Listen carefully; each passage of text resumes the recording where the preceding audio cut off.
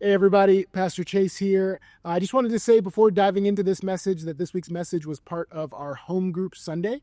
Home Group Sunday is something we do at our church about 2 or 3 times a year where the message is pre-recorded and watched in the different home groups around the community. And so with this message, there's discussion questions, and actually there's discussion questions with every message that can be found on our website. But specifically, these discussion questions can be found in the description of this video. I hope that you'll check those out, and I hope that those allow you to go even deeper into the material that we're covering in this message. So I hope that those are a blessing to you. I hope that they're an encouragement to you. If you want to see the rest of our Home Group Sunday service, really just an additional 10 or 15 minutes, you can find the full service video on our YouTube channel. But thanks for tuning in, and be blessed. O come, Emmanuel, and ransom captive Israel, that mourns in lonely exile here, until the Son of God appear. Rejoice, rejoice, Emmanuel shall come to thee, O Israel.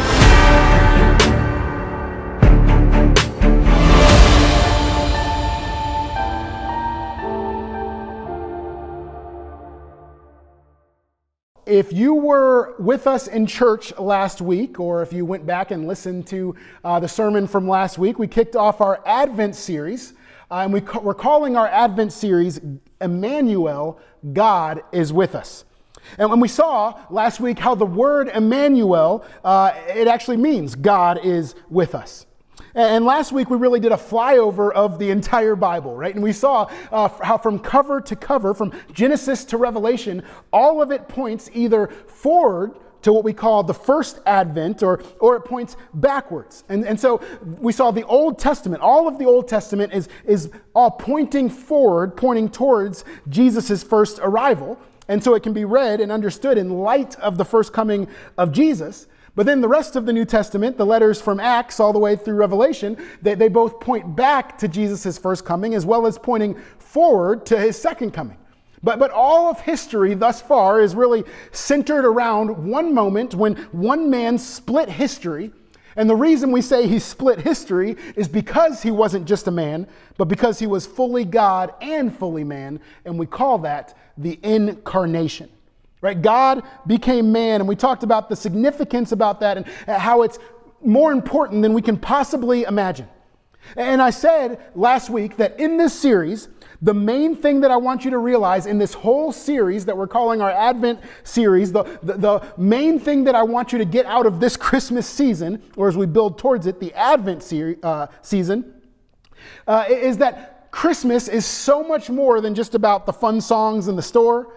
So much more than just about the nostalgic memories from our past, or it's even way more than just about creating fun moments for our children, right? All of that is great, that's fun, but if that's where our priorities are, then we're missing out on the fact that this season that we're in is actually a commemoration of the most important season in the history of the world. We might be tempted to say, wait, isn't that Easter?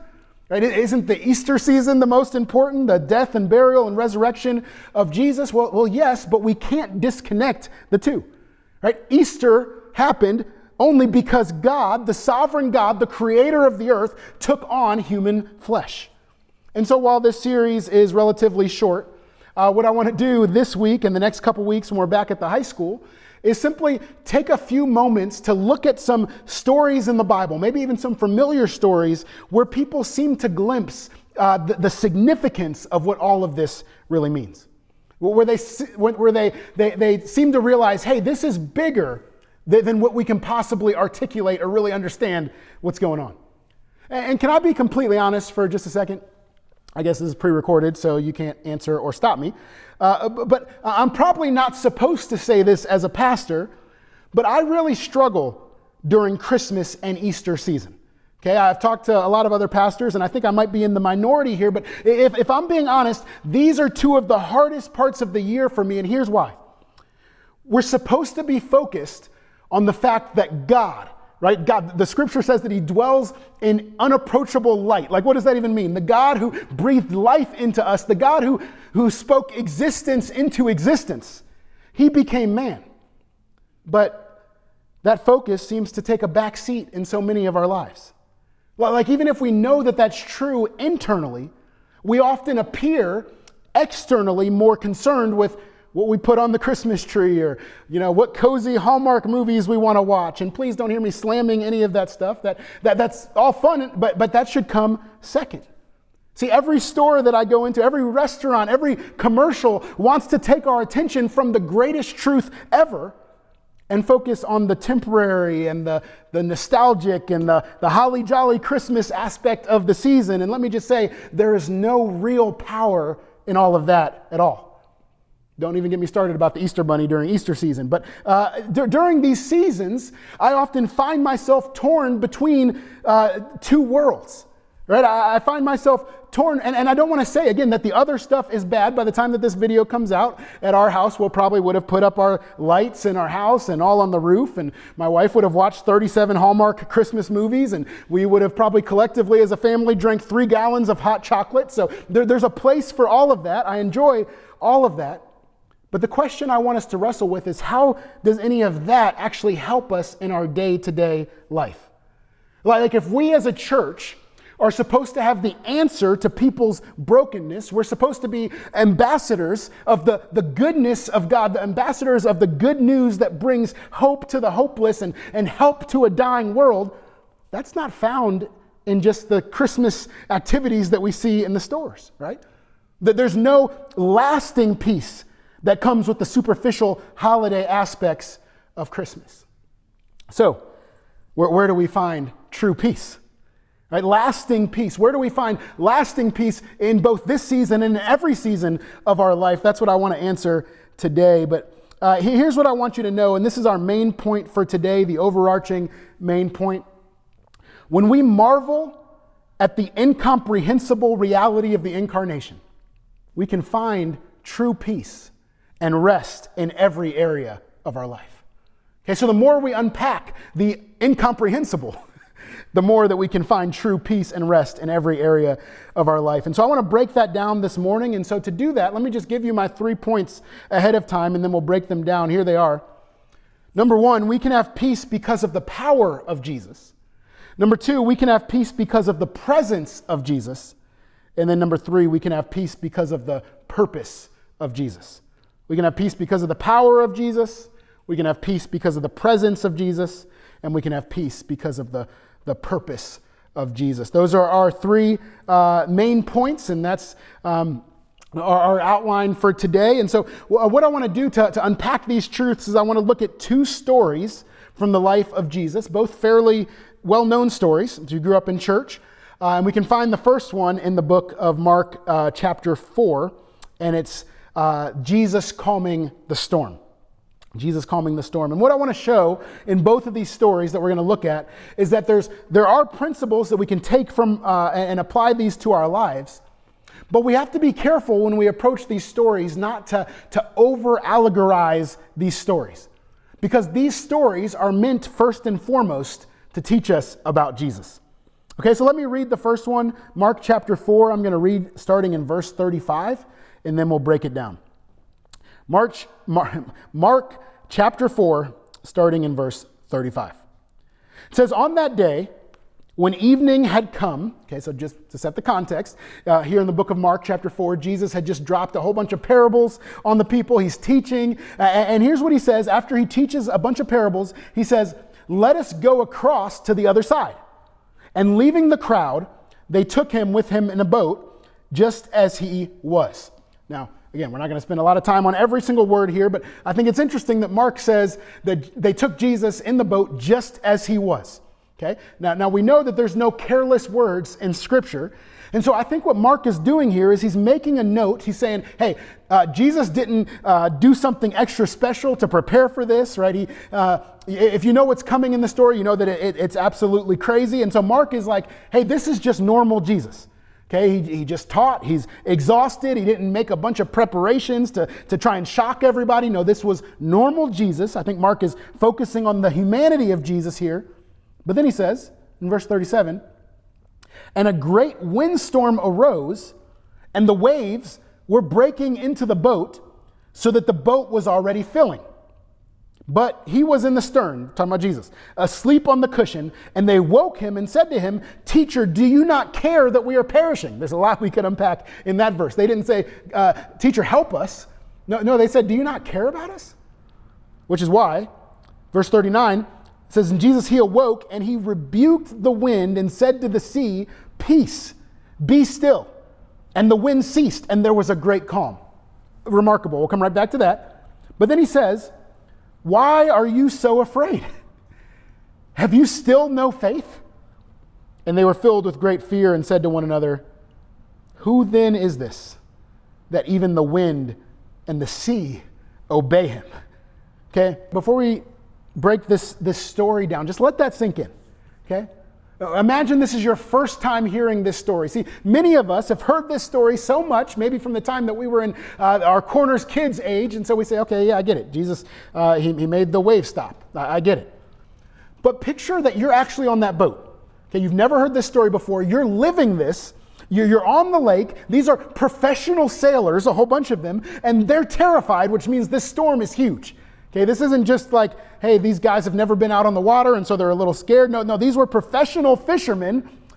And I said again, there's lessons that we can learn about ourselves from this, that Jesus is with us in the storms, and we're going to get there in a second. But here, especially with stories that we're really familiar with, it's important that we don't jump straight to trying to apply this to us.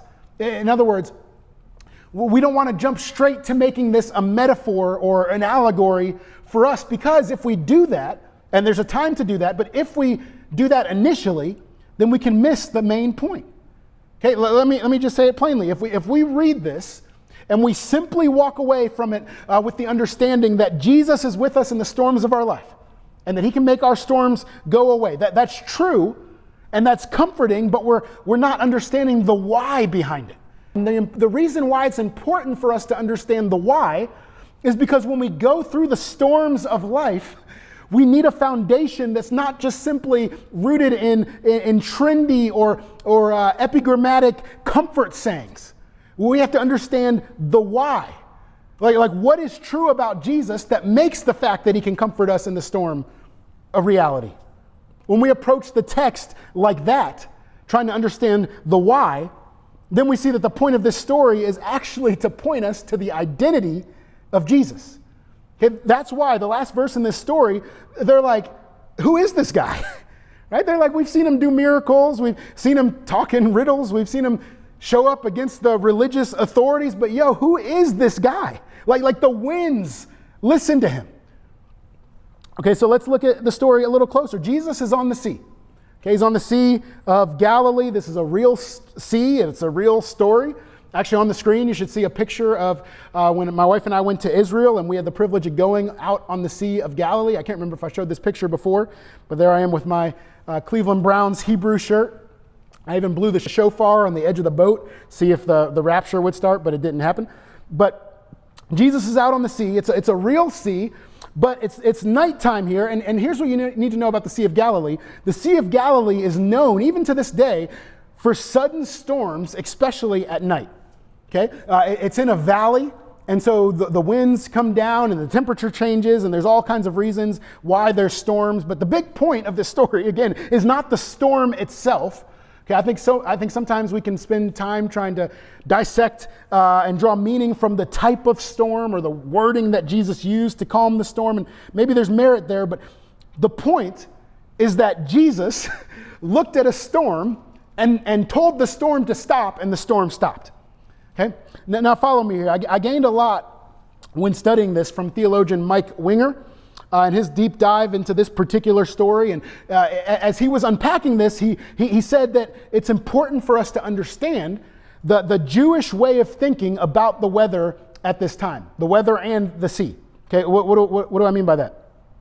Well, again, I'm standing on the shoulders of Mike Winger and many other biblical commentators here, but if you look at the book of Psalms, really the whole Old Testament, but primarily in the Psalms, there's so many examples when the psalmist or the Old Testament writer is re-emphasizing that God alone, not just any God, but Yahweh God, the covenant God of Israel, that he's the only one that can control the sea. And that he's the only one that can control the weather. Let me read Psalm 65, verses 1 through 8. The psalmist says, "By awesome deeds you answer us with righteousness, O God of our salvation, the hope of all the ends of the earth and of the farthest seas, the one who by his strength established the mountains." Okay, so the psalmist is saying God created everything.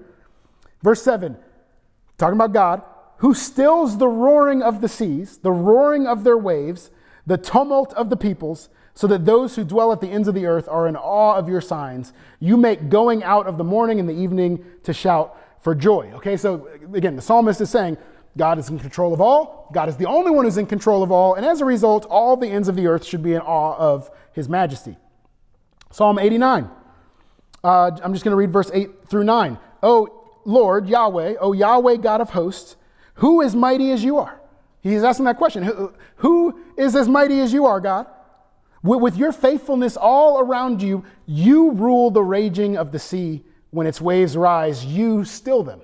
Okay? Now there's a lot of other Psalms we could look at, even outside of Psalms, the book of Job, Elijah with his battle with the other false prophets. Like Elijah didn't control the weather. No, he had to pray to God, and then God was the one who made it rain. Side note, this is why one of the things that drives me crazy is when people say Moses parted the Red Sea. No, any Old Testament believer would lose their mind at that. It wasn't Moses, it was God who parted the sea through Moses. He used Moses, but God alone was in control of all. Okay, again, there's a lot more that we could look at there, but check this out. Psalm 107. I love the Psalms just because they cover every part of life, and we can find a psalm for whatever we're going through, loss, joy, fear, whatever. But the best part of the book of Psalms is that, like the rest of the Old Testament, the Psalms point to Jesus. And as you read through the Psalms, you start to see these pictures, and you're like, that sounds a lot like Jesus. And so let me read Psalm 107. In fact, if you have a Bible, it's worth turning towards. Psalm 107. And I'm just going to read verse 23 through 31. And I want you to listen to this psalm with the story that we read in Mark as the backdrop. Okay, Psalm 107, verse 23. It says this: "Some went down to the sea in ships, doing business on the great waters. They saw the deeds of Yahweh, his wondrous work in the deep. For he commanded and raised the stormy wind, which lifted up the waves of the sea. They mounted up to heaven. They went down to the depths. Their courage melted away in their evil plight. They reeled and staggered like drunken men and were at their wits' end." Here we go, verse 28. "Then they cried to Yahweh in their trouble, and he delivered them from their distress. He made the storm be still, and the waves of the sea were hushed. Then they were glad that the waters were quiet, and he brought them to their desired haven. Let them thank Yahweh for his steadfast love, for his wondrous works to the children of man." What does that sound like? Sounds a lot like what Jesus just did, right? And so the disciples, as they're on the sea, and they would have known the Old Testament, they're like, man, this is not just a man. And that's why, going back to the Mark passage, we see that when the sea was raging, they were afraid. It simply says they were afraid, and then now it says they feared a great fear. I don't know if you noticed that. Like they're more afraid after Jesus calms the storm because they're starting to realize this is not just a man. There's something about this man here. They realize that even the waves, even the sea obeys him. So what can we take away from this today? Well, this is the why behind the application that's so often drawn from this, right? Jesus, yes, he can calm the storms of our life, and that should bring us peace, and we should talk about that. I don't want to downplay that. But the reason he can calm the storms of our life is because of his power. And the disciples realized this. They realized in this moment that God was actually with them. Right? That this wasn't just someone who was close to God. Right? And they're starting to realize this. They haven't realized it fully yet, but they're starting to realize there's something more to this man than meets the eye. Right? He didn't have to pray to God in this moment. No, he just looked at the water and said, "Stop." And it stopped. Okay, so that's incredible. And that realization, the emphasis on the fact that God is that powerful, that he's not subject to the laws of nature because he created the laws of nature, that realization should bring with it peace and even reverence, even a holy fear. Right? That's that fear, the word that it says they feared a great fear. It's talking about reverence. Do we have a holy reverence for God? Or do we just have a casual faith? Or do we fear him? Because with a holy reverence, with a righteous fear of our Creator should come peace. Not the kind of fear that's like, oh no, is God going to strike me dead in the moment? But the kind of fear that says, this God is creator of everything. He created me. That should come with it. That understanding should bring with it a righteous fear. And with that righteous fear should come peace. Why should we feel peace?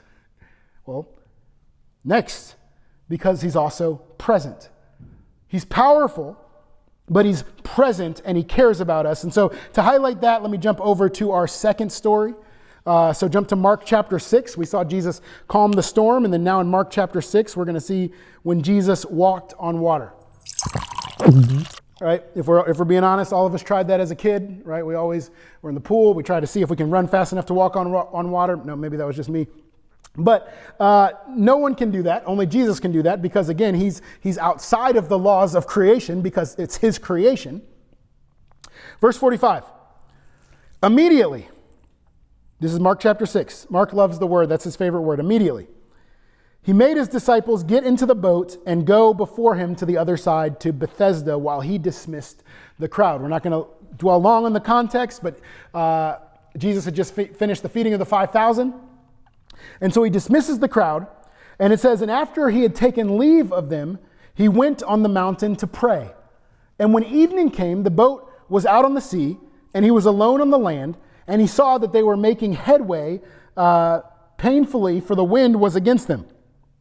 And about the fourth watch of the night, he came to them, walking on the sea. He meant to pass by them. But when they saw him walking on the sea, they thought it was a ghost and cried out, for they saw him and they were terrified. But immediately he spoke to them and said, "Take heart, it is I, do not be afraid." And he got into the boat with them, and the wind ceased, and they were utterly astounded, for they did not understand about the loaves. Again, this is from the feeding of the 5,000, but their hearts were hardened. Okay, so what do we see here? Another just great display of Jesus's power. He's walking on the water. He's doing the impossible. And then after this, he goes and does a bunch of miracles. So again, Jesus has the power over all of creation. But there's something in here that we can miss if we just read through this quickly. Because I think there's an important lesson here about God, and it shows up in verse 46. Verse 48, but let's start in verse 46. Jesus, he leaves the crowd. He goes up to the mountain to pray. It's a whole nother sermon. The prayer life of Jesus, like God himself in human flesh, he prayed. So if God prays and he even prays for us, then why don't we pray as much as we should? I'm preaching to myself. And so Jesus is up on the mountain. He's praying.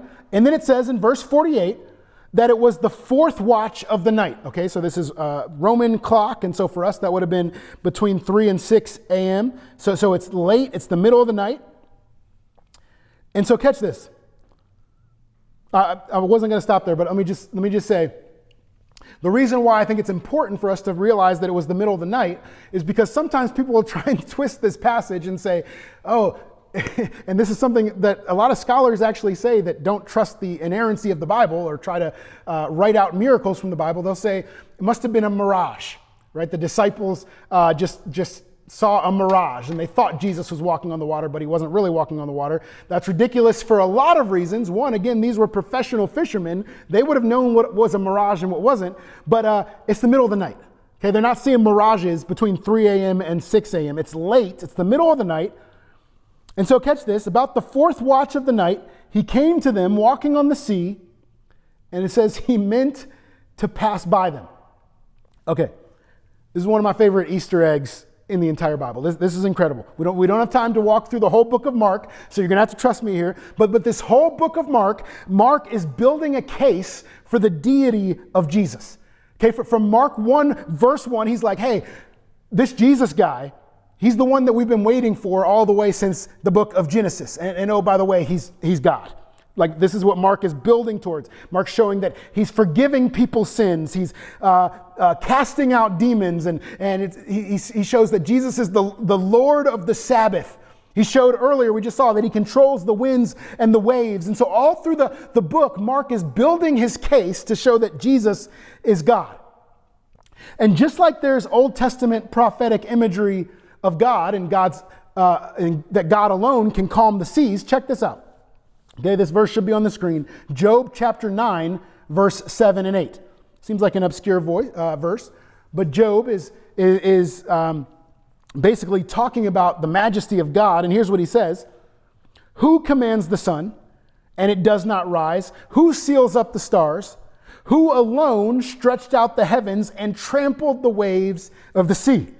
Okay, you say, big deal. We've already established that God alone controls the seas. We already established that. Check this out.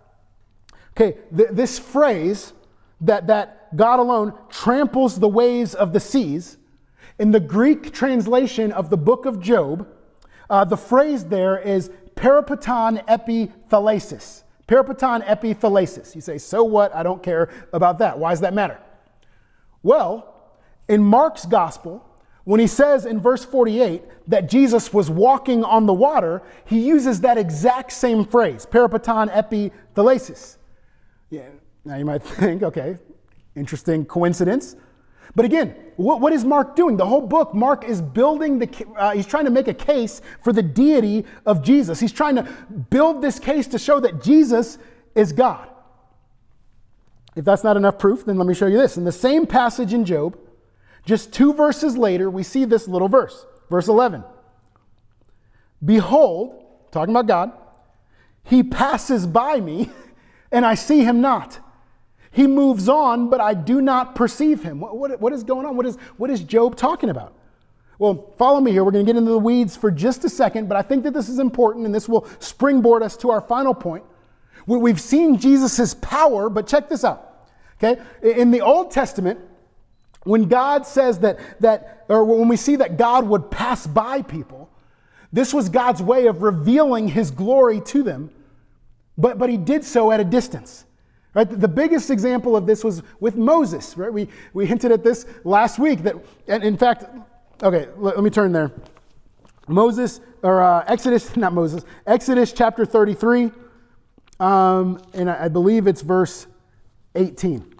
Okay, Exodus chapter 33, verse 18. This might seem like a sidetrack, but trust me, it's not. Okay, so remember, this is after the people had rebelled. Moses had given them the 10 Commandments, or he started to give them the 10 Commandments, but he walked down the mountain. People were wilding out down at the bottom of the mountain, and so he goes back up, and he's like, God has to give him the law again. And look at what it says, verse 18. Moses is talking to God. He says, please show me your glory. He said, I will make, and this is what God says, I will make all my goodness pass before you, and I will proclaim before you my name, Yahweh, and I will be gracious to whom I will be gracious, and I will show mercy on whom I will show mercy. But, Moses says, God, show me who you are. And God says, but you cannot see my face, for man shall not see me and live. And Yahweh said, behold, there is a place by me where you shall stand in the rock. And while my glory passes by, I will put you in a cleft of the rock. And I will cover you with my hand until I have passed by. Then I will take away my hand and you shall see my back, but my face shall not be seen. Okay, so God says to Moses, hey, I'm going to show you my glory, but you're only going to be able to see me pass by. You're not even going to be able to see me as I pass by. I'm going to cover your eyes, and then you're going to see my backside. Verse 4 of chapter 34. So Moses cut 2 tablets of stone. So he cuts the new 10 commandments. Verse 6, here we go. Yahweh passed before him and proclaimed, Yahweh, Yahweh, a God merciful and gracious, slow to anger and abounding in steadfast love and faithfulness, keeping steadfast love for thousands, forgiving iniquity and transgressions and sin, but who will by no means clear the guilty, visiting the iniquity of the fathers on the children and the children's children to the 3rd and 4th generation. And Moses quickly bowed his head towards the earth and worshiped. Okay, what does this have to do with what we just saw? Okay, so again, follow me. We often think of this story of Jesus walking on the water as like, hey, he was just a little late to the boat. Like he noticed they were struggling, and so he said, hey, I'm gonna go out and help them. But we completely skip over this phrase that says he meant to pass by them. And what Mark is trying to get us to see is that he meant to pass by the boat. Now let me read just one more thing and then I'll bring this out of the weeds. This is from theologian Sam Storms, who's a theologian down in Oklahoma. He says this, in saying that Jesus walked upon the water and meant to pass by the disciples, Mark isn't saying that he wanted to sneak past them unnoticed. Okay, that's the other thing you could think. Like maybe he just wanted to get to the other side before them. He was trying to beat them. No, it says he intended to be revealed. He intended to be disclosed in the most marvelous and glorious way as the very God who, quote, passed by, end quote, Moses in Exodus and was made known as the one true God, the great and majestic creator of all mankind. Okay, so what we see here in the fact that Jesus wants to pass by the boat is a direct tie to the Old Testament. That's not enough. One more part. Do you remember, we won't turn there, but do you remember what God said to Moses? When Moses is like, God, if I go back to Egypt and I try and tell Pharaoh to let my people go, like let your people go, he's going to be like, who sent you? Like, who should I say? What's your name? What does God say? God says, tell them, I am sent you. God says, tell them that the I am sent you. Okay, I got to calm down. This phrase just gets me so hyped because God reveals himself as simply, I just am. Okay, if you study philosophy, you'll learn about Rene Descartes and his famous saying, I think, therefore I am. In other words, he's saying, the fact that I can form a logical thought proves my existence. But what is God saying? God's simply saying, my existence proves my existence. I am that I am. But catch this, back to Mark, Jesus is walking on the water. Like, again, that's wild. He's above all. He's the creator of all. He's walking on the water that he made. And the people are afraid. But this isn't just a reverence fear. They think that they saw a ghost, and so they're scared. But look at verse 50. It says, but immediately he spoke to them and said, take heart, it is I. I won't bore you with the construction of the Greek, but here's what I want you to know. The Greek behind the English, it is I, could easily be rendered I am. This is what it's the same Greek layout that he's saying in the book of John with all the I am statements. I am the bread of life. I am the door. I am the way, the truth, and the life. He's constantly saying, when God revealed himself in the Old Testament as the I am, that's me. But then verse 51, and this is incredible. This is what we miss if we just turn this into an allegory and say Jesus can walk on the messy waters of our life. You know, you can too, like Peter in the Matthew account. And if there's truth to all of that, I don't want to say that we can't draw those kinds of truths. But look at this. Jesus wants to show them his glory. He's proving his power. And then look at verse 51. He says, I am Don't be afraid. And then verse 51, it says, and he got into the boat with them. Brothers and sisters, this verse just wrecked me in my preparation as I was preparing this, because this is why I get so frustrated with and disheartened with the commercialization and the devaluation and the hallmarkization, if that's a word, of Christmas. Because what this verse shows us is that the God of the universe didn't just come down to earth to flex his power on us, but he came to offer us his presence. See, again, in the Old Testament, because of man's sin, there was no direct access to God. People had to go through a priest, and even Moses, the great Moses, couldn't bear to see the glory of God on display or it would kill him. And so what did God do? Did God say, forget it, just either try harder or I'm out, I'm done with you guys? No, he came down to us. I think this is what Charles Wesley so brilliantly captures in his hymn when he says this. He says, veiled in flesh, the Godhead see. What does that mean? It means look at Jesus and you see God hidden in human flesh. God is in the person of Jesus. Then he says, hail the incarnate deity. Deity, of course, is talking about God himself. Incarnate means he's enfleshed. And then look at these next two lines. He was pleased as man with men in flesh to dwell. Jesus is our Emmanuel. See, there's that word again, Emmanuel. God is with us. Jesus, our God, is with us. We know who God is because of the person of Jesus. We know what God is like because of Jesus. And we know that because of what we see in Jesus, that God is not just a God who remains distant, but actually wants to get into the boat with us. He became one of us, which is why I think Wesley can't help but say in the next line, hark the herald angels sing. Glory to the innocent, harmless, peaceful, silent Jesus. No. Glory to the newborn King. Friends, do we think of this when we hear Christmas hymns? There's more theology in the stores and in the commercials. There's more Christology during this season all around us, and we don't even think about it. Well, we're not thinking about the fact that the creator of the world came down to us, that when Jesus ate and drank and nursed with his mother, and when he scraped his knee and when he grew taller, that all of that was happening in a way that he designed the world to work. And that God who's all-powerful is ever personal by giving us his presence. But why? Why?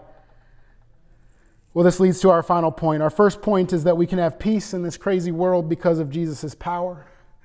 Like, he controls all, so we can trust him.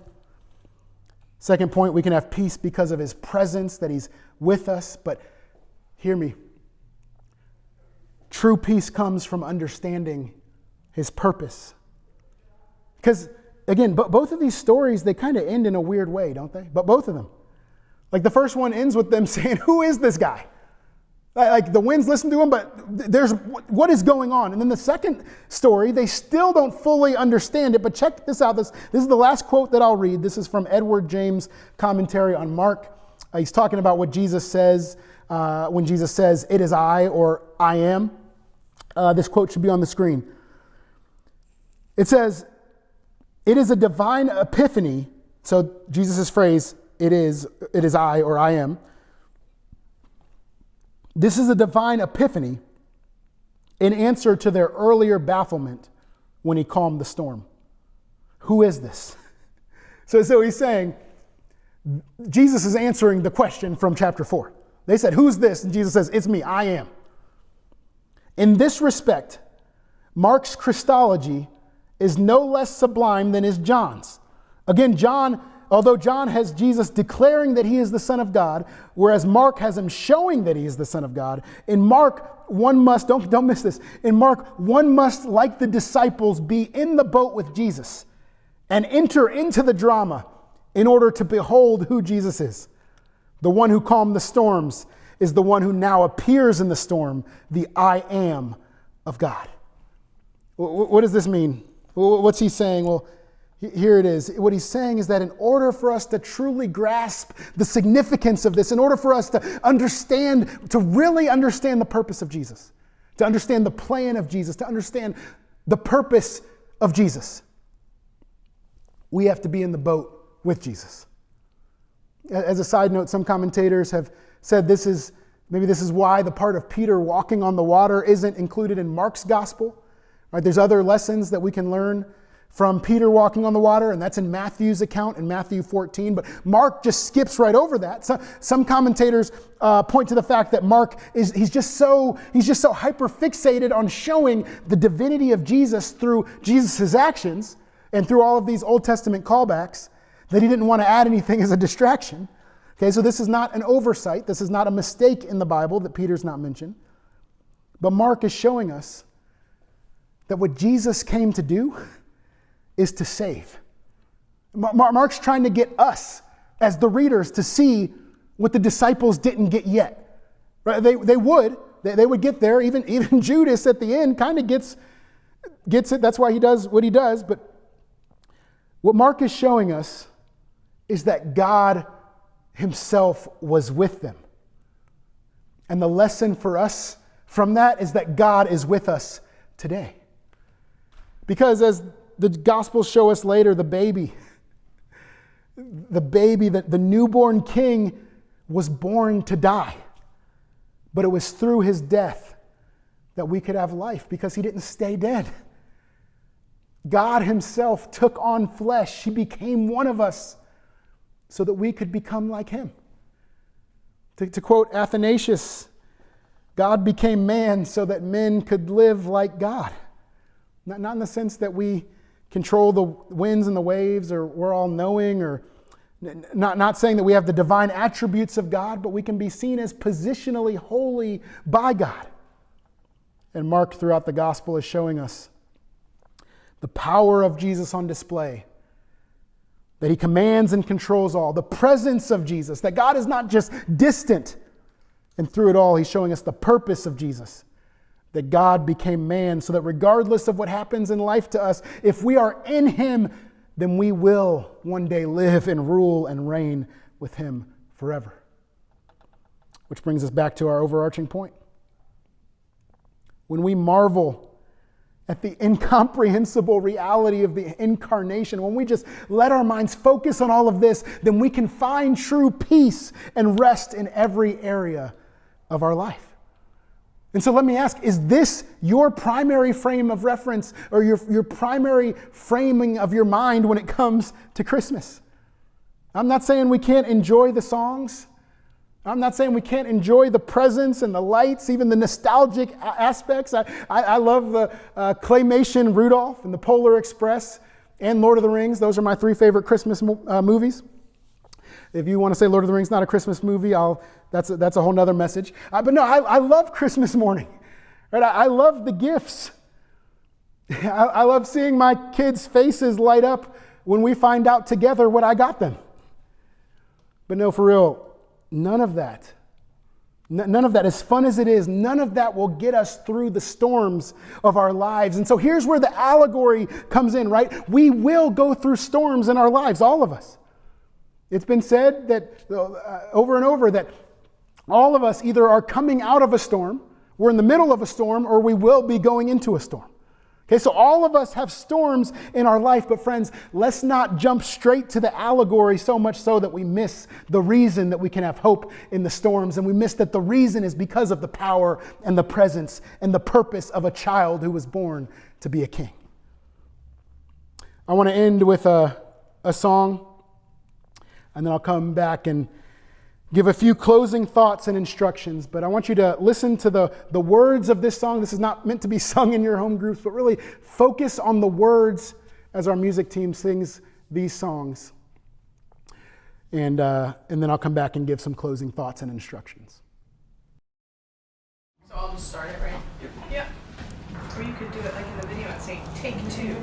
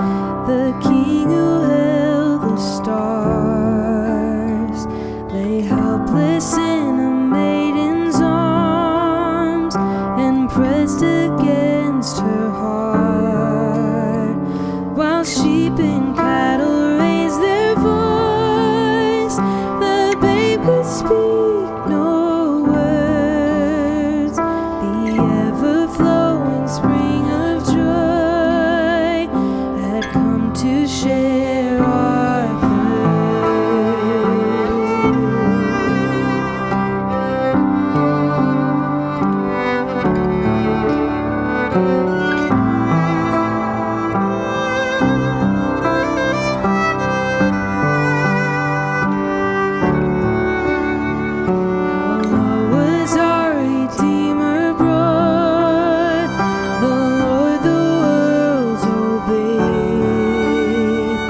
would stumble as he learned to walk upon the ground he made, the one the angels bow before, would kneel to wash our feet and be at home among the poor, though he owned everything. Gloria, Gloria, in the highest. Gloria, Gloria, in the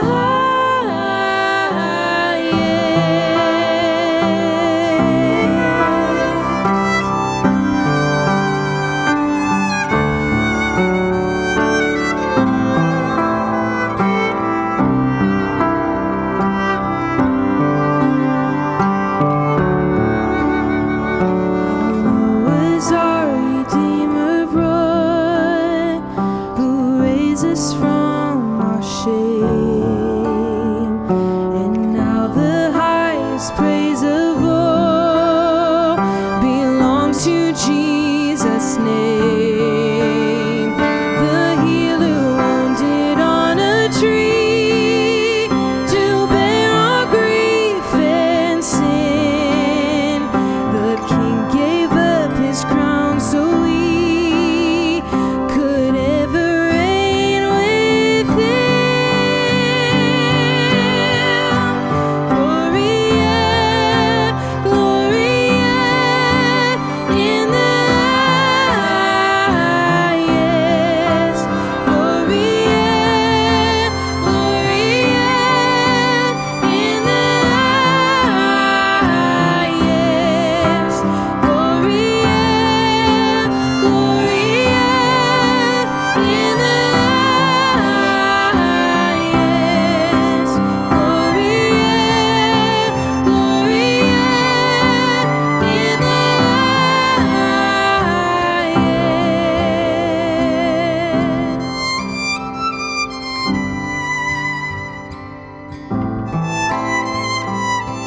Gloria, Gloria, in the highest.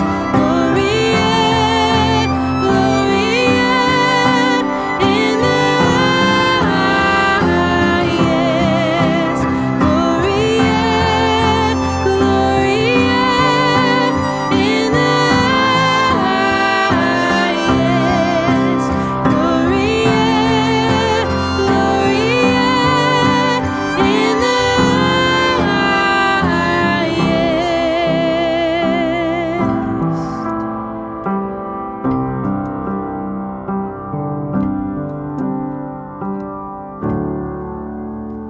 How low was our Redeemer brought, who raised us from our shame, and now the highest praise of all belongs to Jesus' name.